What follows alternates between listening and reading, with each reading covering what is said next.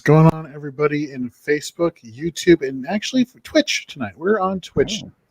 And if you're following along on Twitter, we just put out the YouTube link. So come join us here on Fourth and Frames, the offensive edition show here at fantasyandframes.com. I'm your host, Jorge Edwards. With me, I got the Frames crew, got Nate Markham and Brian Ford. Nate, how are you doing today, man? Doing great. Much better now. Literally talking football just really makes the day just that much better, doesn't it? It does. It does. Yes. Brian, how are you? Pretty good, as per usual, kind of tired on a midweek night, but this always gets me in a good mood. So I was watching Club Fantasy FFL a couple days ago, or at least I was watching their highlight reel or blooper reel they put out when they were editing videos. Uh-huh. And Brian Ford and Joe Zolo, they were talking trash about I'm going to win the 4A championships. No, I'm going to win the 4A championships. And you see Ryan just point to the mantle and is like, see that championship belt? That's right. That's why I'm going to win it again this year. Uh-huh. So he might too. He's crushing our division. He is crushing it. I lost last week, and so I went from first to fourth. So got a few weeks left to try and get into the playoffs. For those who are participating, thank you very much. And of course, playoffs are right around the corner, so we'll keep you all up to date with that. Once the playoffs do start, we will be posting the matchups and the various grids of who's playing who and all that jazz over at fantasyandframes.com on one of our pages there for the charity tournament. So stay tuned for that.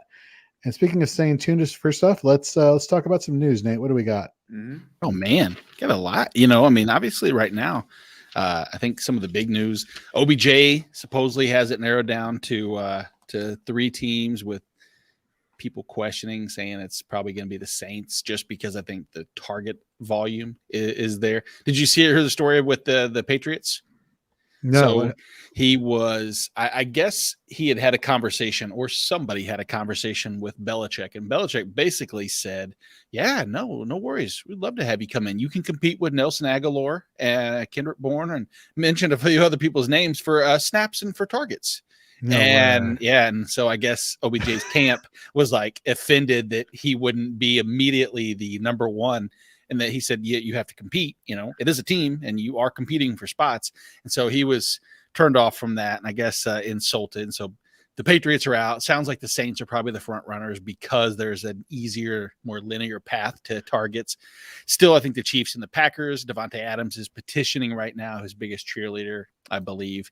Segueing into Aaron Rodgers, there is a decent chance that there's a great chance he plays. There's a small chance he doesn't, which means I think he's going to play a little bit more of a little prima donna time. It's unfortunate, but yeah, it was, Man, that's crazy. Cause I saw the reports the Pats were all in on him. I didn't hear about this, that he was they were saying no, you gotta compete. And he's like, no, I'm not going to do that. That's crazy. Again, all the news that we gather, I have to kind of take just a little bit with the, ill grain, but I believe that seems like something that Belichick would say. And I feel like that's something that OBJ would take offense to. And he's looking for someone to build him up and say how great he is. And he's going to come in, and he's going to lead the team, and he's going to be the MVP and the captain. And he's probably going to probably be part owner, but it is what it is. I'd love to talk about Dalvin Cook, but I really don't want to. I think that whole thing is a mess. Obviously we'll find out more. Chances are he's playing this week, right? Right. And if so, if Madison for some ungodly reason is on your waiver wire, just get him right now. Yeah, exactly. Yeah, that's 100% right. He's not in any of the ones I'm in, or maybe probably any of the ones you guys are in, but there's some that he's available. What's some other big news? Chase Edmonds, obviously is out, I think, for a few weeks now. Brian, how high up do you think you have James Conner as far as from a week to week? Is he an RB1 now, or is he still in that RB2? That's a great question. I think he's right on the cusp. He's theoretically going to get more work, but when he's gotten bell cow work in the past, we've seen him get injured a little bit. Yep. So I'm a little worried that way. Also, touchdown regression, could be in store for him. So I'd say he's on the cusp these days. You're the dynasty I'd say guru of the group here, or probably of a lot of people actually, but you're just in our presence right now, so I'm gonna call you the guru. What about Eno Benjamin from that standpoint? A lot of people liked him out of the draft, and then he kind of didn't really do much. I think he was a 4th rounder or something like that. Yeah. But he saw I think 9 carries last week when Edmonds went down. I think he's relevant as far as like a dynasty stash goes. You might need him in a deep league with a couple flexes maybe, but I think in redraft I'm not too interested in him unless Connor gets hurt. That's a big if, because you touched on it before. That's one thing with Connor. He has had some injury bug a little bit. Hey folks, we got a question here over on Twitter. Here it is. Tyreek, Debo, Cup, or Mike Evans. Pick 3, please. Wow, poor you. All right. I can't believe I'm considering benching Tyreek Hill. Between Tyreek, Debo, Cup, or Evans. Yeah. Let's see who they're playing. Yeah, no. So San Francisco going against the Rams. Tyreek going Chiefs against the Raiders. Cup going against the 49ers. And Evans going against the Washington football team.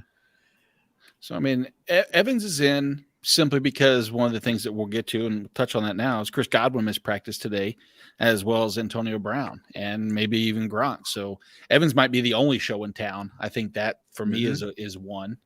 Mm-hmm.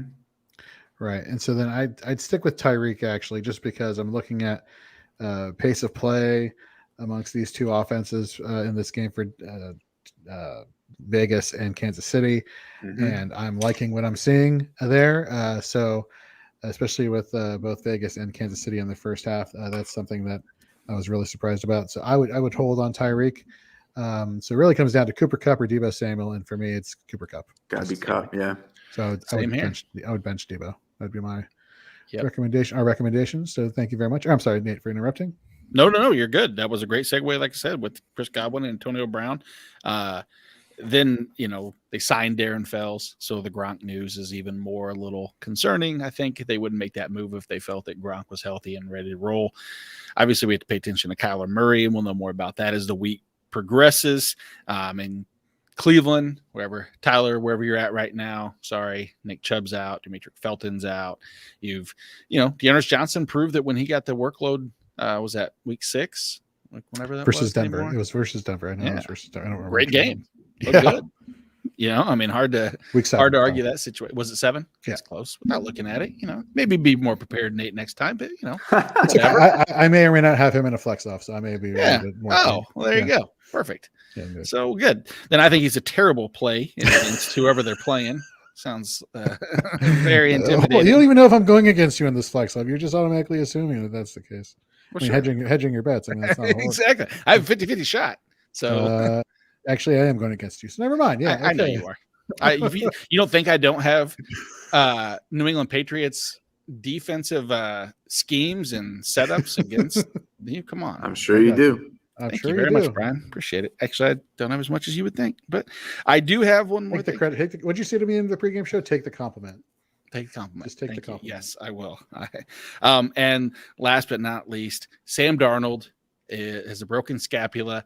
And so the best tweet I've read, and I think it's hilarious, is that someone put out, and I want to give the person credit, and I don't have it, but it was revealed that it's not a complete fracture. It's an incomplete fracture. So it only goes a little bit. And the tweet says, and yet another thing that is incomplete for Darnold. Yeah. Actually, several people tweeted that. Yeah. You could credit different people. Yeah. Crap.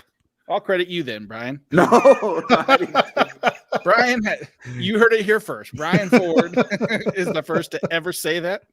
Exactly. Don't question anything. Right. But that's the news for Wednesday. More to come, I'm sure, in about 12 minutes and tomorrow.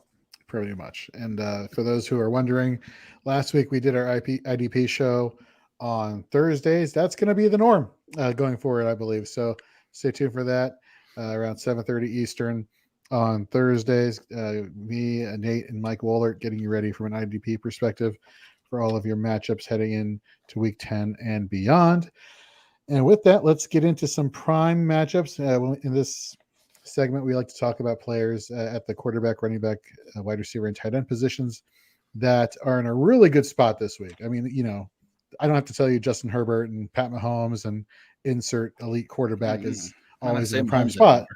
Well, yeah, I was trying to be nice.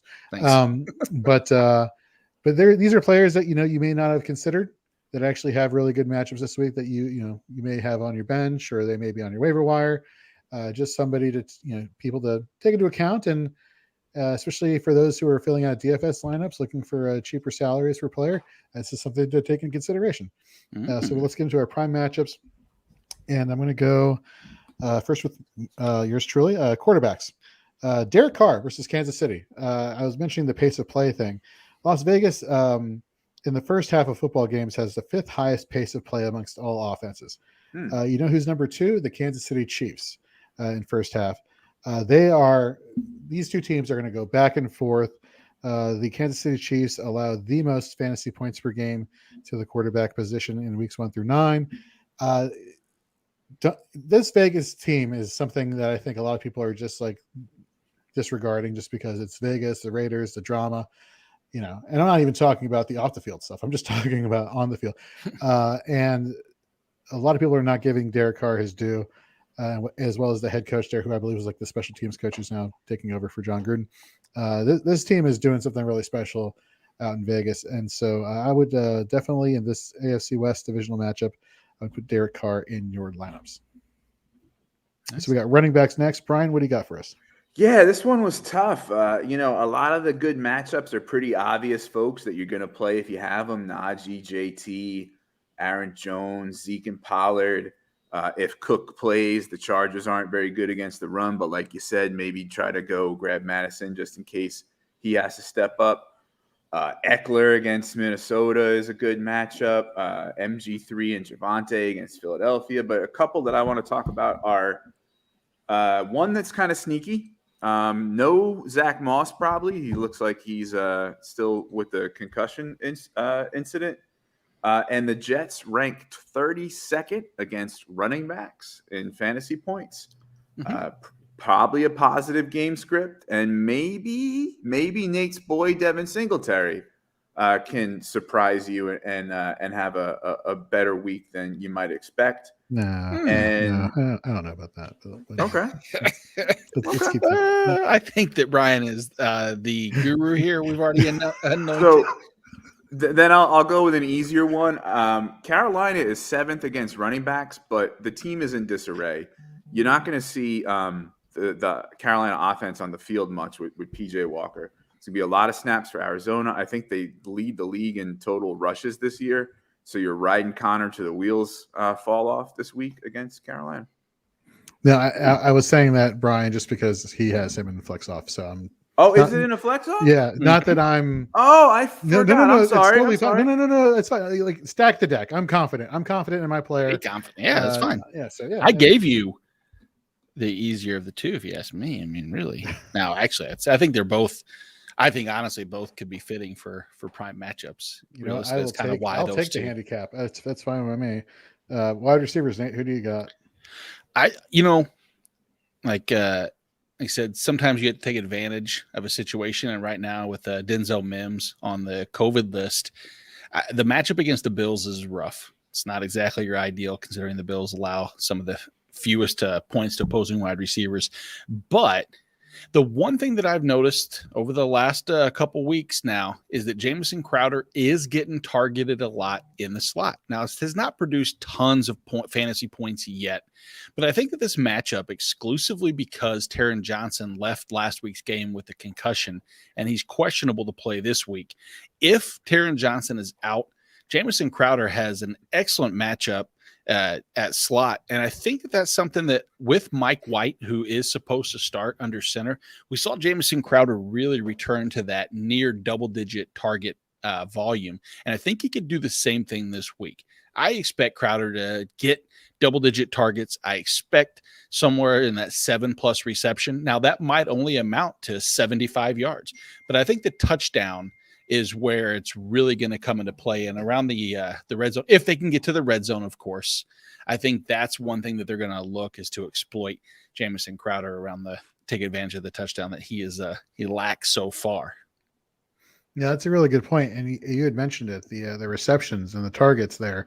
Everyone kind of, I don't know if everyone knows, but you should know, I'm not the biggest fan of PPR leagues, but this is exactly the type of situation, type of player you want to target in your PPR leagues, just because of those receptions. They do add up.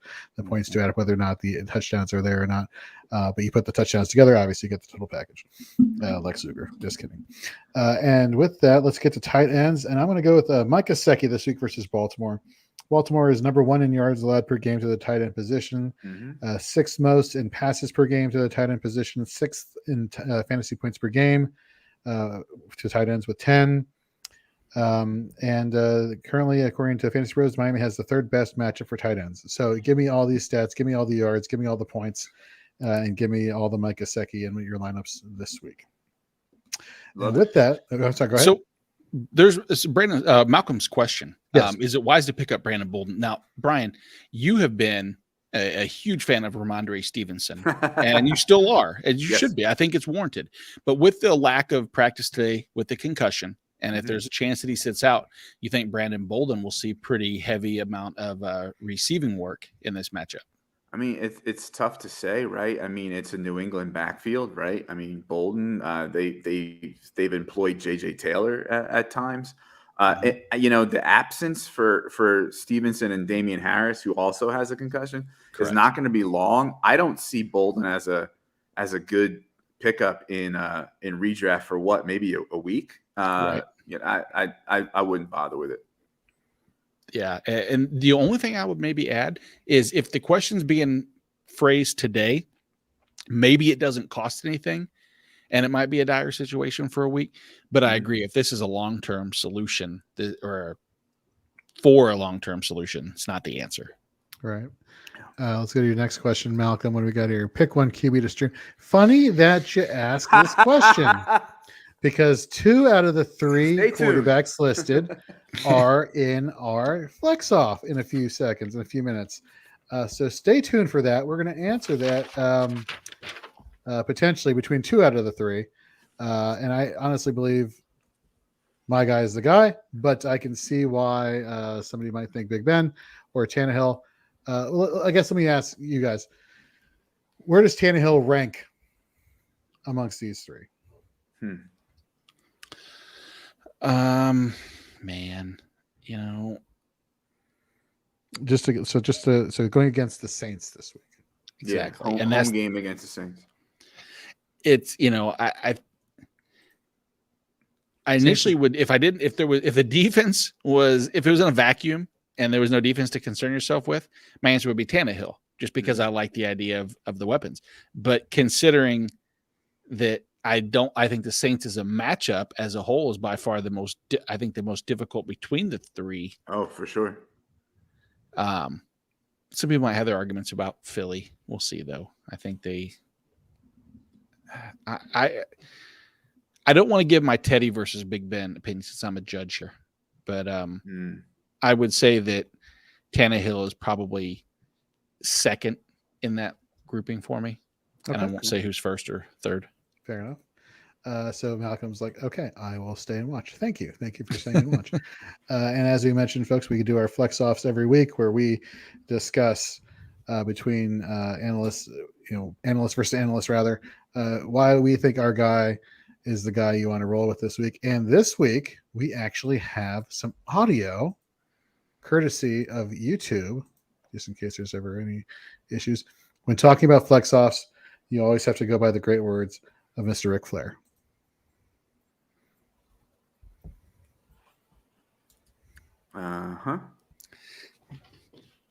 What he's saying is, or Washington, D.C. That's right. It's flex off time. Let's get into it right now. Let's go quarterbacks. It's me versus Brian. I'm in the corner of Mr. Teddy Bridgewater. Brian, you got Big Ben. Since you're the visitor here, I don't know why I'm just designating you the visitor. Why don't you go first? Okay. Well, I think you're probably a little more pumped than I am because I think the Ric Flair audio was only working for you. Exactly. Was it really? Yeah. Well, We didn't didn't tell hear me it. anything. So, I'm really like getting jacked up. Okay. That's why I said I think what you're supposed to be hearing is woo right now. No, he said to Okay. be the man, you got to beat the man. Okay. Well, that just defeated everything I just did. Fantastic. Okay. So, well, if your argument is as good as your getting jacked up, yeah, for no reason on the airways, yeah, I got you. So this is an interesting flex off. Obviously, if you're, this is kind of like if you're streaming, or maybe your second quarterback in a super flex. They're not the most impressive guys, right? Both are going up against a pretty favorable matchup as far as fantasy points versus quarterbacks. Philly's middle of the pack. Detroit is 21st. Yet both of those defenses are worse against running backs. So it may be a running back day for both guys. They both have some pretty good weapons to throw to as far as the number of them and the quality of them. Teddy is ranked 17th in ECR, and Ben is ranked 19th in ECR. So this looks like a pretty good matchup. I'm going to make the case why I think I have a little more faith in Ben, and we'll see where it goes. I think his multiple weapons, when you include the emergence of Freiermuth and the short passes to Najee, are probably better than the multiple weapons that Teddy has. I think Detroit is a worse team than Philly. Benz has not thrown an interception since week 4. He's not going to get you 300 yards, but he's probably a better bet to get 2 touchdowns than Teddy B is.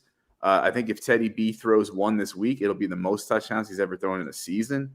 I just trust who I think is the better passer against the worst team than I do Teddy B, who has 2 great running backs to rely on and slightly fewer weapons against a slightly better team. Not maybe a convincing argument, but it's close. But give me Ben. Rebuttal, Jorge. Sure. So let's get the easy stats out of the way. Philadelphia Eagles are allowing, and again, this is at home in Mile High in Denver, for those who don't know where Mile High is.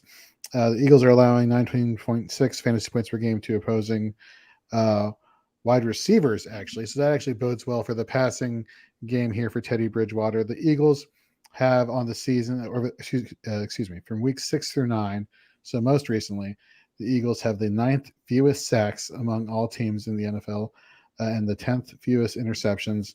They are rated as the 11th worst coverage unit in the NFL according to Pro Football Focus. Okay. Now, here's the thing.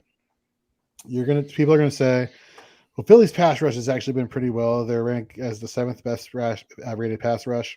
Here's a few things to consider. Garrett Bowles. Nate, you and I were hammering home Randy Gregory last week going against the offensive line for the Denver Broncos. He was slated to have a really big matchup, really great matchup. He was, everybody was expecting Dallas to just go after this beat up offensive line for the Denver Broncos, and it was anything but. You had Calvin Anderson come in relief of Garrett Bowles versus Dallas, who, by the way, was the 10th best rated pass rush as opposed to the 9th for Philly. And he only allowed 1 pressure on the day. What's his name? Graham Glasgow, the right guard for the Denver Broncos, got injured towards the end of the half, and Quinn Menierez came in, and he didn't allow any pressures. So what is that telling you? Even with these backup offensive linemen in the pass rushing situation, Denver's still okay. They're still playing lights out. They're still playing lights out. Now, if they get Bowles back this week at left tackle, they're going to be okay. They're going to protect Teddy's blind side. This pass rush is going to be, it's going to be really good. This is a great matchup for for wide receivers. You got Jerry Jeudy back. You got Tim Patrick. You got Cortland Sutton. Give me all the Teddy Bridgewater against Philadelphia this week at home. I think I'm gonna find myself in a situation where I have to choose between these 2 guys in a couple different leagues.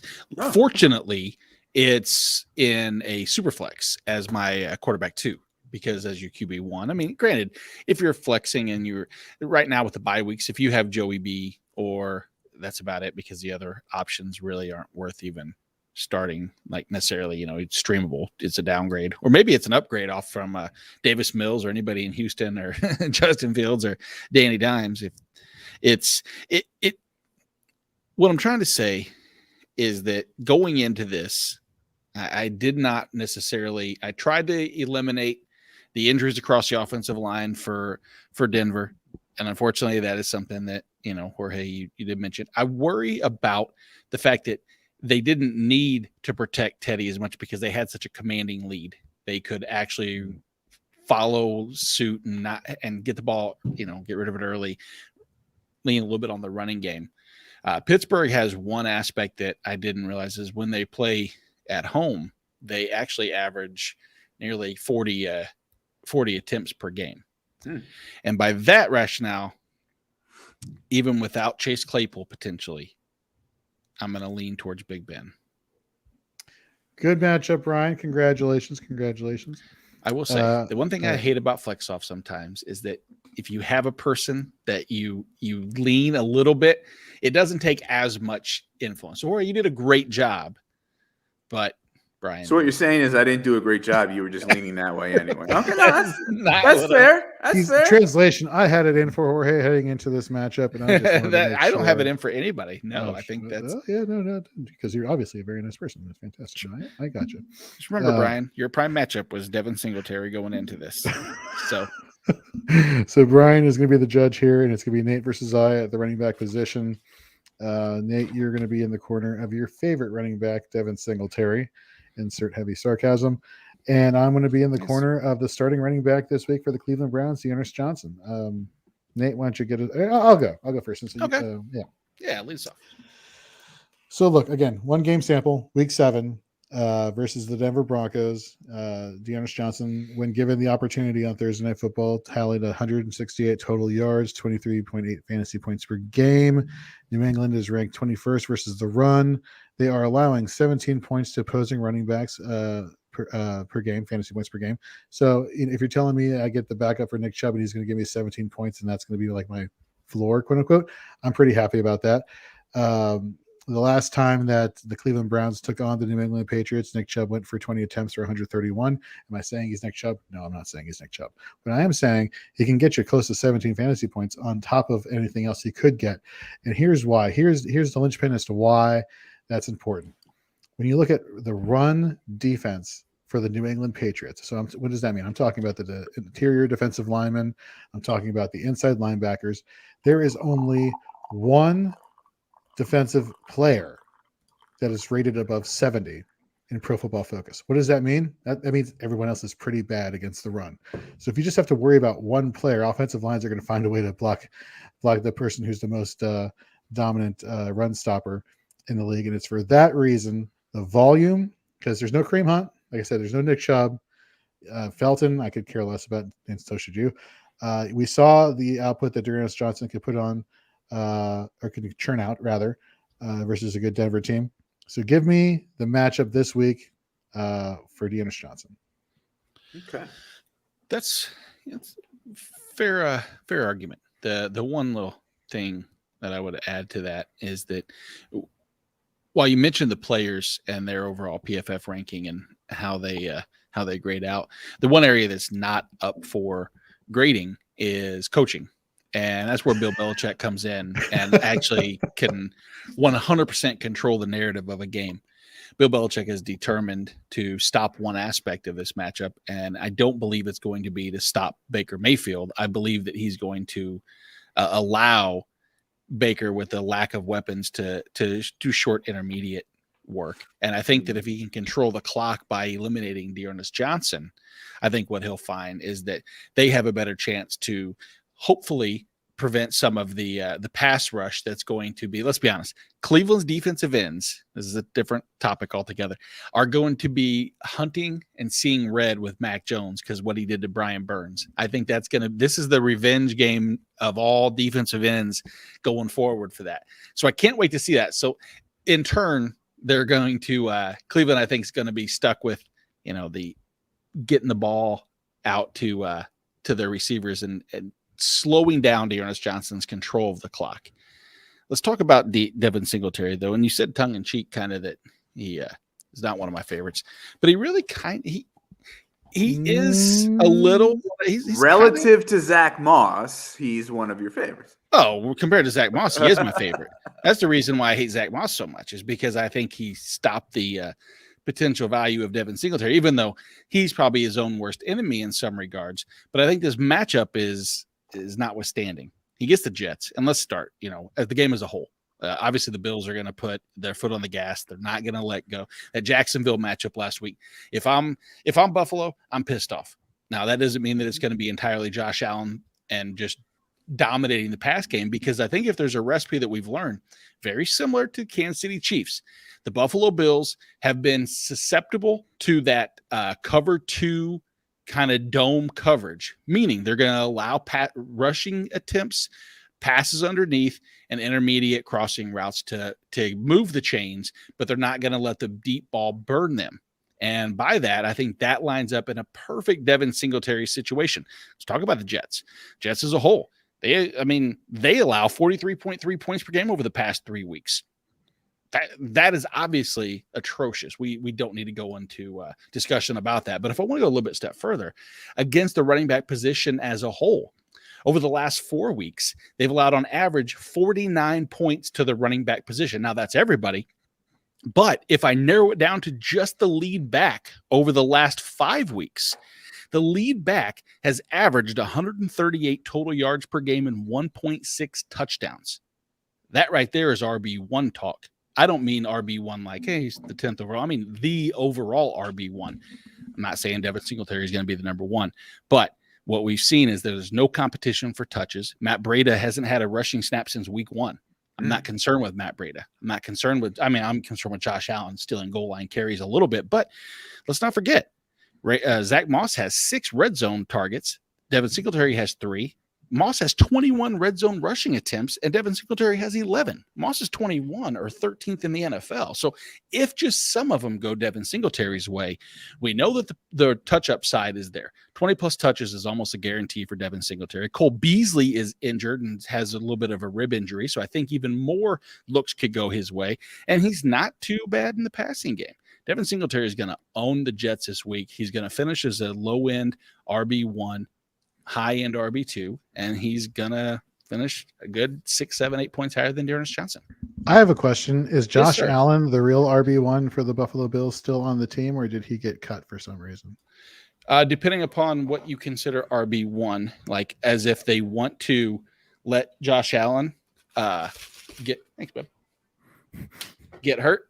Carrie just came in to say that she thinks that Josh Allen they're not stupid enough to injure him in a running game. And just so you know. No, you're right. You're entirely right. They agree with you. Don't worry. Brian, it's up to you. Let's see. Do you agree with our brand ambassador, NB? Wow. Yeah. Such a liar. Didn't say any of the above. There's our brand ambassador right there. Because that's what a good wife does. There you go. Orders food. Or not. And that's kind of effed up. Yeah, I didn't say that. Yeah, that's not. Yeah. Well, whatever. Yep. Okay. Love you. Go Devin Singletary. This is a real, as usual. When I'm judged, I have a hard time because both of you make such good cases for your players. I think in the end, the question that I have in the New England Cleveland game is, I do buy the argument that the Patriots might sell out to stop the run, which is, Cleveland's best weapon. But, without a run game of their own and not really, great receivers for Mac to throw to, I think the time of possession might be on the Cleveland side that might give, Dearness Johnson some volume. On the other hand, I think we did a good lipstick on a pig job with Devin Singletary. Lipstick on a pig job. I have never heard that before. Okay. I think I buy the narrative that Buffalo's going to have their foot on the gas, and they're going to want to get that Jacksonville game taste out of their mouth. And the Jets are just putrid. And God,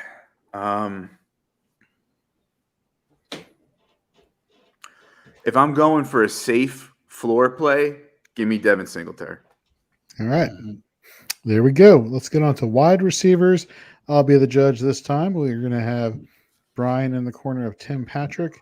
And Nate, you have the daunting task, but not impossible task of defending Brandon Ayuk. And I believe, Brian, you switched. You switched people? Oh, yeah. Tim Patrick didn't practice, and also that would have being pro Patrick might have hurt my anti Teddy B argument. Oh, okay. So I've chosen Emmanuel Sanders. Yeah, there we go. Right. Okay, Nate, Brandon Ayuk. Let's be honest. When we went into the season. Oh wait, hold on. Before we get started, Malcolm says, "Make room. Is it okay to drop Alex Collins, Taysom Hill, or Nyheim Hines?" So with Alex Collins, I want to see what I want him test that neck before anything. Personally, I mean, are you guys worried about Rashad Penny and touches there? No. Brian, are you? Because I'm not. No. Gosh, Taysom Hill. I don't think. I mean, even they said when they were in the game that there was never a chance, coach speak possibly, they were going to take out Trevor Siemian. I think those two just battle each other. I would drop Taysom Hill and feel okay with that. You think about the quarterback position. I think this year is actually kind of interesting in that you can roll, 16 quarterbacks deep and still get decent fantasy production this year, which is not something you could have said many other years. And by decent production, I mean like a 17-point floor or higher. And what are you really missing out that Taysom that you can't get somewhere else? Yeah, if you're in a redraft, I really don't know why you might even be carrying Taysom Hill at this point. You could, if you need to stream, you can probably find better options. And so, keep running backs. Running backs in front of them always get hurt. There you go.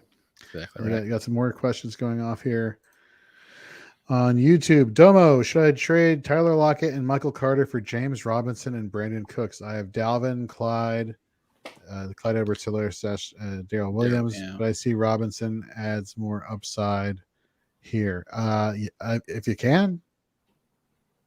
I would rather. Take the other side. Go ahead. Yeah. Well, I'm assuming Robinson's ankle is, good to go. You have Tyrod Taylor there, who's a little bit more experienced than whoever that rookie was with the big neck that I can't even remember his name. Davis Mills. Thank you. The target volume is going to be there for Brandon Cooks. The volume is going to be there for James Robinson. Tyler Lockett.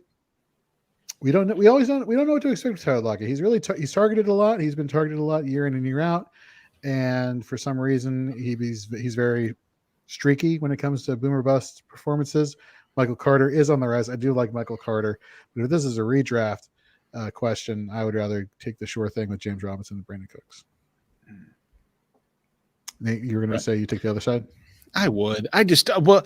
Only because I don't know what James Robinson, that heel injury just seems like something that Urban Meyer doesn't need much of a push to get Carlos Hyde touches. I think that's kind of like, hey, here's a reason to get your boy touches, and he sure loves Carlos Hyde. But I mean, I don't think either one's lopsided. I don't think it's crazy. I think when you're doing these 1-for-1s, it's strictly going to come down. Domo, most importantly, is who do you like best? Because there's not a significant winner in this. I think Tyler Lockett has the highest ceiling of any of the four. With Russ coming back, especially, yeah. Right. He also says he has Diggs and Terry McLaurin at wide receiver as well. If that's Diggs ain't much. No kidding. This year. It's killing me. But especially with Devin Singletary getting all the work this week. Oof, watch out. All right, Brian, for the tiebreaker, who would you reckon? Which side of the trade would you want? Oh, God. It's a tough one. Between the Robinson injury and Cooks' lower ceiling with a worse quarterback on a crap team, I think I would have to lean the Lockett Carter way. There we go. So don't make that trade. Stick with Tyler Lockett, whose quarterback is coming back this week, supposedly. And Michael Carter, whose upside is there. And you saw his upside utilized, albeit for 9 fantasy points last week, but the week before, him and was it Mike White? They're They're building a thing there. There's something, they're building an identity there, and Michael Carter is definitely in the plans for that. So thank you, Demo. Now, back to the regularly scheduled program of why Brandon Ayuk is back to being a reliable wide receiver 3/2, especially for this week. Now, Jorge, I know that you, Brian, amongst many others, wanted to go in on the heels of last year's final 8 weeks where Brandon Ayuk looked like a superstar in the making, and there was potential for him to lead this team. Debo was an afterthought. And unfortunately, what we saw through the first 7 weeks was nothing short of disappointment. But alas, the last 2 weeks, we have seen the breakout that we need to see. We're starting to see glimpses of last year. What has he done the last 2 weeks? His average depth of target is now pushing 11.6 yards. He is 16th in that time span in targets in the NFL. He's 15th in receptions. He's 17th in yardage. Past 2 weeks, he's seen 7 targets out of 15 in the slot, resulting in 5 receptions for 87 yards with an average depth of target of 13 and yards after the catch of 31 yards, which ranks 12th amongst all receivers in the slot so far on the season over the last 2 weeks. Small sample size, but regardless.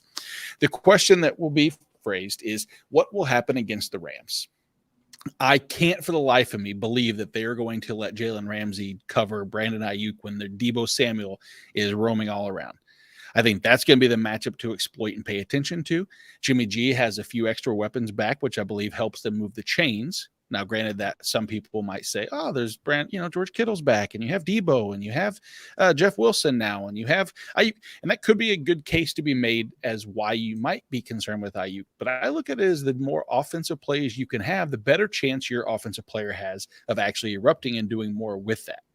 Brandon Ayuk, if the last 2 weeks we've seen, what has he done? He's actually led the team in snaps at the wide receiver position for the first time all season, and now he's done it in back-to-back weeks. I expect the same thing to be said. He's out of the doghouse, and he's ready to – I don't have a good segue from that. I was too late. I should have written it down.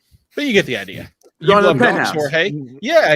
You love dogs, Jorge. The penthouse. There you go. Exactly. Not like your sweet Penny's going to be. She's never be in the doghouse. She's adorable. You know what? Screw it. I'm going to show Penny a video. I show Penny a video before we go out there because I can't help it myself. Okay, Brian. Sorry, Emmanuel Sanders. Manny Sanders. Why is he the guy you want to start this week? We're over. Okay. So it can be deceptive if you look at fantasy points per game to wide receivers. The Jets actually rank 8th. That could be presumably a tough matchup, but I think when you look further, that means really that people aren't really throwing on them because they don't have to. Other than I think, the Tennessee overtime game, I don't think there's been a huge amount of attempts against them. So it's not as tough a matchup for receivers as we expect. They may not have to throw much against the Jets, but, the Buffalo run game can be limited at times. I do like Singletary this week, but it's not, there's a non-zero chance that Allen throws the ball a lot. We know that because it's Buffalo. He saw 8 targets and 4 catches for 65 yards in a bad game for the team when they lost 9-6 to the Jaguars. He still produced a little bit.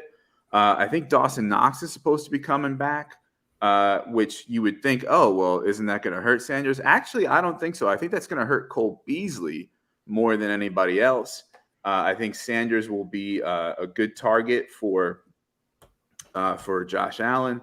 I think, as we talked about before, I think the narrative of Buffalo coming out mad and just wanted to take it out on a horrible team like the Jets, I could see Sanders getting in the end zone at least once.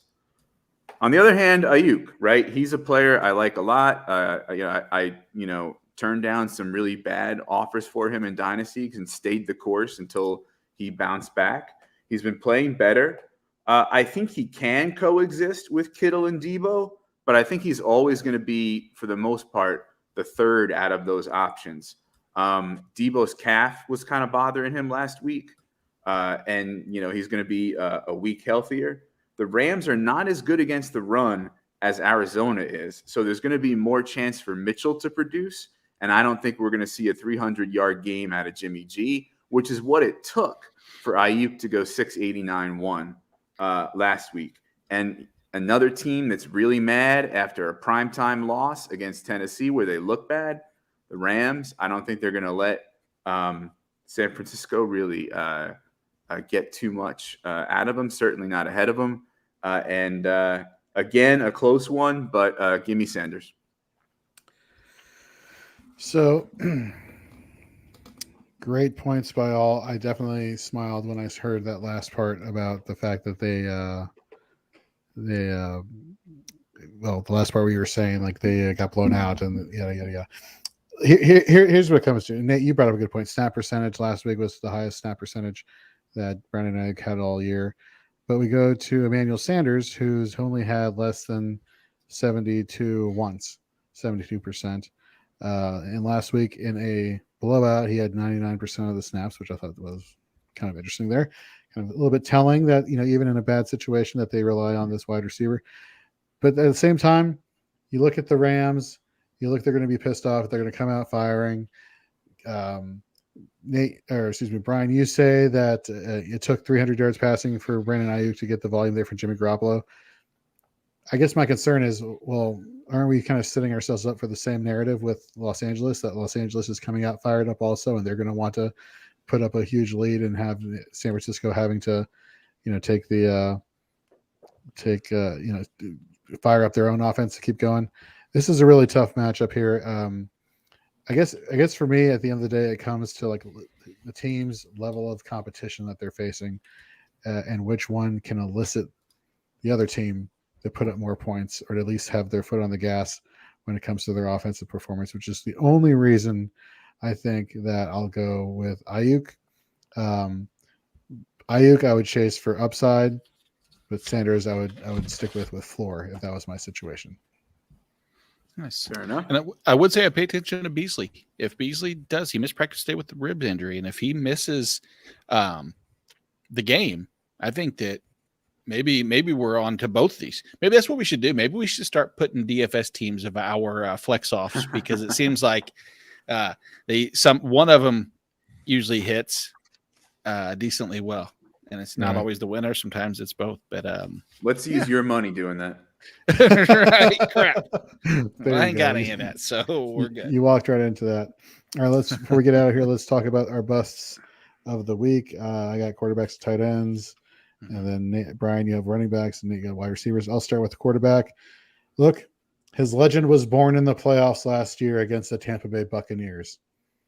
It ends this week against the aforementioned Tampa Bay Buccaneers. I'm talking about Taylor Heineke. Look, this ain't working. I'm back. Give me Fitzmagic. I want Fitzmagic to help my fantasy roster the rest of the season. Help my skill players for Washington. This game, you can't depend on any one running back at one time for Washington. You can't depend on any one wide receiver. Yes, Terry McLaurin is there, but how much is he going to get against, even though it's a banged up secondary for the Buccaneers? I just think the pass rush is going to get to Tyler Heineke. And, Heineke has been shown that he likes to go to other wide receivers as well as the tight end position. So even then, that being the case, I like these linebackers. I like the pass rush for Tampa Bay. I think Tampa Bay comes out pissed off after their loss in New Orleans and just basically lights them up and keeps the defensive pressure on them all game long. So he is my bust of the week. Brian, who do you got at running back? Okay, so I am coincidentally enough going to stay with the Washington football team. And my primary bust of the week is Antonio Gibson. Tampa Bay has a good pass rush. They're also sixth against running backs in fantasy points per game. He's got the bad shin. McKissick is taking a lot of the passing work. It doesn't look good for Gibson this week. On top of that, I'm going to bring out the big guns. Oh, my man crush, DeAndre Swift against Pittsburgh, bust potential. Alvin Kamara against Tennessee, bust potential. And dare I say, with PJ Walker at quarterback against the second-ranked defense against running backs for fantasy, CMC. Be careful with him this week. Yeah, that's going to hurt. I feel that. As a CMC manager, yeah. Those are all I mean, the process is correct with all of them. Now we know somebody's going to bust through and you're going to hear, oh, that was stupid. Look at that. But no, I think the process is perfect. I hope the process is right. I mean, my initial bust at wide receiver prior to the news really coming out on Chase Claypool was that it could be a week-long, not season-ending injury, but it's going to be a longer toe injury. So using him as a bust would be low-hanging fruit because he probably is not going to play, almost guaranteed. So then I pivoted, and I went with a matchup that we've kind of touched on a lot was this Denver-Philly matchup. I worry a little bit about Courtland Sutton in this particular matchup. And I think that a lot of it, Jorge, you touched on the Philadelphia pass rush, and we're not too concerned after last week with the way that they handled Dallas. But at the same time, different situation. I think that this is a pass rush they do have to be concerned with. And Darius Slay has a good chance to line up opposite Courtland Sutton in a lot of those. And I think this could be a quick slot play matchup where Jerry Jeudy might see the elevated targets, or they might just do what they should do in the first place, is try to establish a run and ultimately just, I mean, I guess you can put the ball in Jalen Hurts' hand. That's not always a bad thing, but Courtland Sutton, I worry about the Darius Slay project and just seeing enough volume to warrant the wide receiver 2 spot that he's at. Yeah, Courtland Sutton has been a very different player since Judy's been back. And I mean, it's only been a couple weeks, but the stats are there. Yeah, exactly. For me, the tight end position bust of the week is going to be Jared Cook, just because, and it's not just because of the matchup against Minnesota, it's because Donald Parham is starting to become a name here in Los Angeles. Whether it's snap percentage, both Cook and Parham have a 41% snap percentage last week, or had a 41% snap percentage last week. But here's the thing. Herbert is targeting Parham in the end zone, not Jared Cook.